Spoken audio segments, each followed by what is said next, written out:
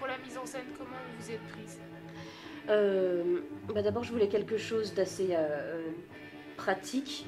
Je voulais vraiment entrer dans quelque chose de symbolique, voilà, mettre que quelques éléments et qu'on soit tout de suite plongé dans un décor assez urbain.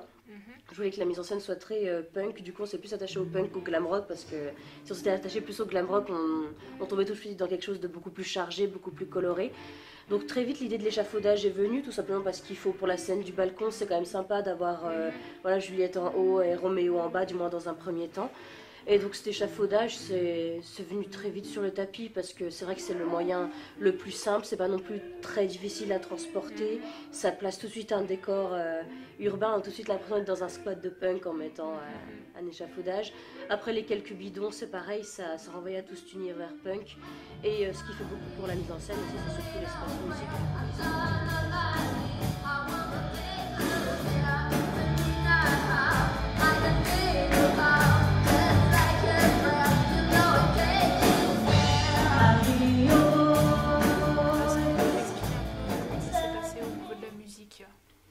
Alors, au niveau de la musique, d'un point de vue général, à la base, voilà, Maïté QC a voulu monter Roméo et Juliette avec une esthétique rock-punk et un univers rock-punk. Donc, la musique semblait indispensable et elle a eu le parti pris de mettre des musiciens directement sur scène, du coup.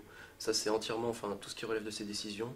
Après, pour accompagner plus précisément certaines transitions et certains passages précis de la pièce, elle a voulu déléguer aux musiciens le fait de mettre en place certaines compositions originales.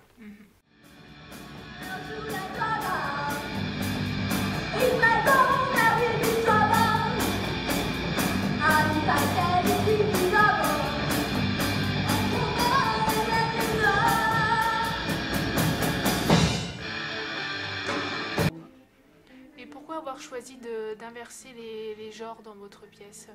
Il y a deux raisons en fait. Il y a une raison pratique, c'est que à la base on était beaucoup plus de filles que de garçons dans la troupe, et aussi c'est pour une raison de conviction. C'est-à-dire que je trouve qu'au théâtre aujourd'hui on n'a pas beaucoup de rôles féminins intéressants qui sont proposés sur la scène contemporaine, et je trouve ça intéressant, voilà, de prendre des rôles masculins qui sont écrits différemment que des rôles féminins, voilà, pour des raisons de culture tout simplement. Enfin, au XVIe siècle on n'écrivait pas non plus les rôles féminins et les rôles masculins comme aujourd'hui, donc je trouve ça intéressant. Ça ouvrait de nouvelles pistes aux acteurs, nouvelles pistes de jeu, notamment le trio de tête, Roméo, Benvolio, Mercutio. C'est une camaraderie qu'on n'a pas l'occasion d'exploiter en tant que comédienne très souvent. Donc je trouvais ça très intéressant. Et pour les garçons aussi, notamment le garçon qui joue Juliette, c'est intéressant pour lui de se mettre dans cette position voilà, d'une femme ou d'un homme qui attend l'amour de sa vie et qui voilà, qui est pas toujours dans l'action mais qui est aussi dans l'attente. Et voilà, ça permet à chacun d'explorer d'autres registres de jeu, et ça permet aussi d'ouvrir une réflexion sur les stéréotypes de genre. Voilà, qu'est-ce que ça change au fond d'échanger les sexes de Roméo et Juliette, et on voit que ça change rien à la beauté de leur amour, ça change rien à l'histoire en soi. Et voilà, tout simplement l'occasion de poser quelques questions aussi sur les rapports filiaux aussi, vu que cette fois-ci c'est plus le père de Juliette qui bride Juliette, mais sa mère.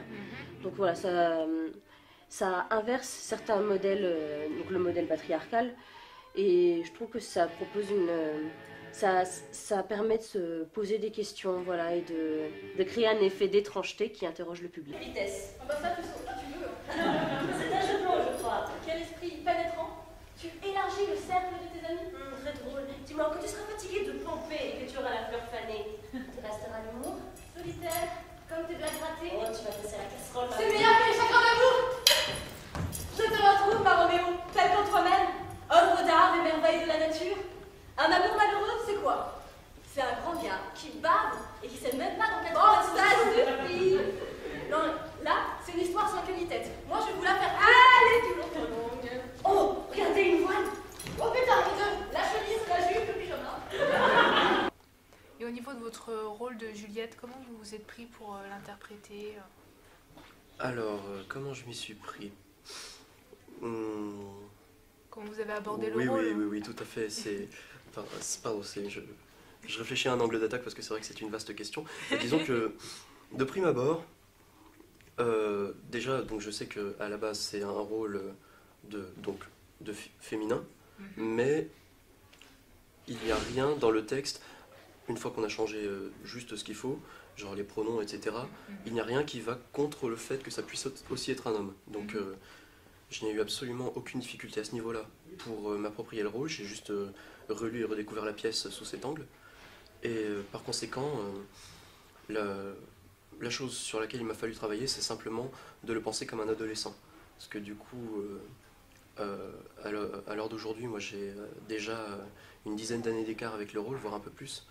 Donc c'est ça le gros du travail, c'est de se remettre dans cette naïveté, dans cette innocence, surtout si on se place dans le contexte où Juliette est un personnage qui à la base est très renfermé par ses parents, qui ne connaît pas du tout le monde de dehors, etc. etc. Donc voilà, donc je l'ai abordé principalement comme ça.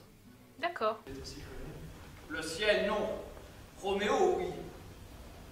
Roméo. Tybalt. Merveilleuse Tybalt. Femme d'honneur. À quoi bon cette fille si c'est pour voir ta mort?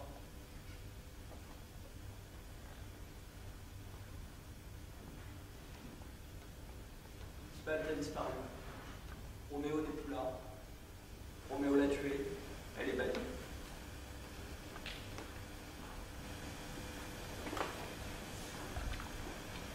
Tu la main de Roméo a fait couler le sang de Tybalt? Comment croire en la femme? Rien de bon. Parjure, trahison, toute mauvaise, toute menteuse. De l'oubli, j'en ai 100 ans avec tous ces malheurs. On t'a jamais pour Roméo. Que ta langue se couvre d'ampoule pour ce vœu! Elle n'est pas née pour la honte, et la honte aurait honte de venir sur son front. Tu fais l'éloge de la femme qui a tué ta cousine? C'est ma femme! Et pour votre rôle de Roméo, du coup, comment vous l'avez abordé, vu que Roméo est un homme à la base et que du coup, là, il devient une femme? Je me suis pas posé tant de questions que ça en fait. Je l'abordais avec beaucoup de simplicité et de liberté. Je me suis d'abord attachée au texte. C'est un très très beau texte. Roméo en plus c'est quelqu'un qui est très comment dire, très impulsif. C'est un personnage très impulsif et très sentimental et du coup quand on est jeune c'est très facile d'aborder ce genre de personnage parce que voilà, il est dans l'émotion au début, il est triste, il a des envies suicidaires, après il est fou amoureux.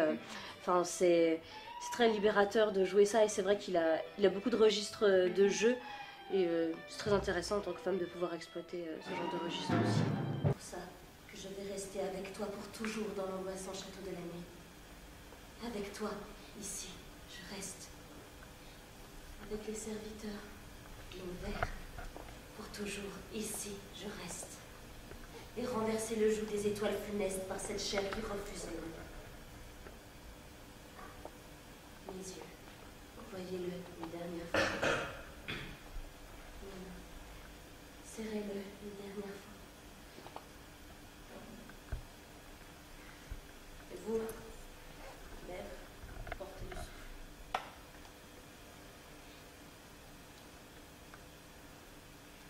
Dans un baiser. Un mort.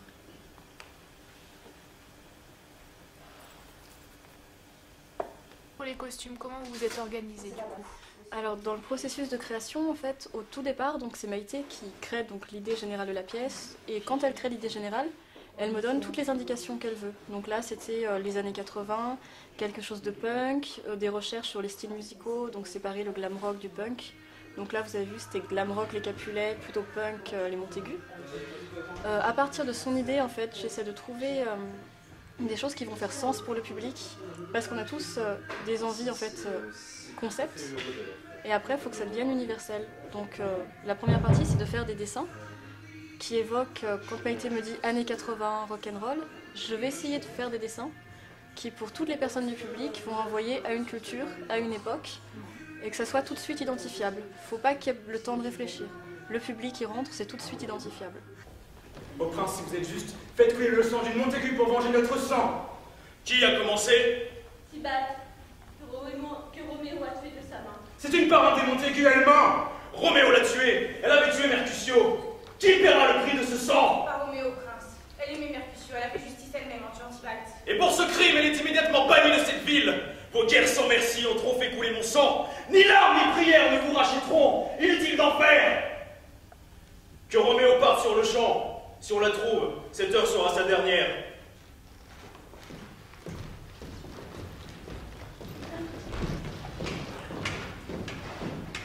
Tombe le rideau de la nuit des amours, soleil qui s'enfuit achèvera le jour, et Roméo revient pour moi.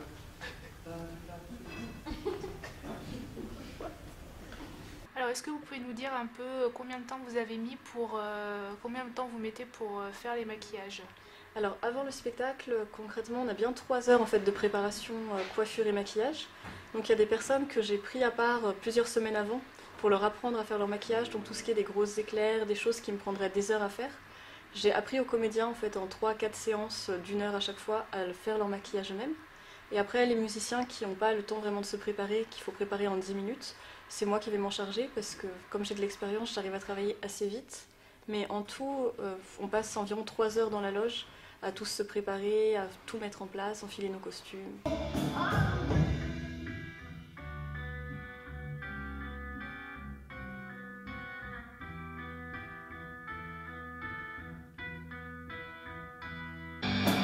It's always tease, tease, tease. You're happy when I'm on my knees. One leg is flat, my leg is flat. So if you want me on your back, what's going on? Let me know. Should I stay or should I go? Should I stay or should I go now? Now should I go?